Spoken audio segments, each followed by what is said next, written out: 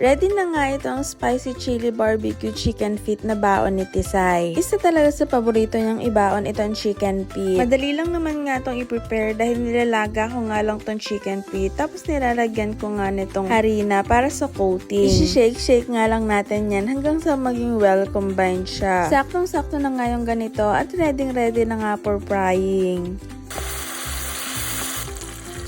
Habang nagpiprito nga, ay pwede na nga natin gawin tong sauce na to. Etong Rancheros Chili Barbecue nga pala yung gamit ko. Mas magiging flavorful kasi yung chicken feet natin pag nilagyan natin neto. Tinunaw ko nga lang yan sa mainit na tubig at nilagyan ko na rin ng konting harina para maging malapot siya mamaya. Anyways, eto na nga yung mga pinrito natin ng chicken feet. After nga neto, ay pwede na nga nating isarang sa low heat itong sauce natin. Kapag maganda na nga yung consistency niya, ay pwede na nga natin ilagay yung mga chicken feet na pinrito natin. Mix nga lang natin to hanggang sa ma-coat nga silang lahat. Alam nyo, dapat talaga wise tayo sa mga choices natin. Kaya itry nyo na nga itong ALCL product. Quality na, affordable pa. Available din siya sa official store at sa mga palengke near you.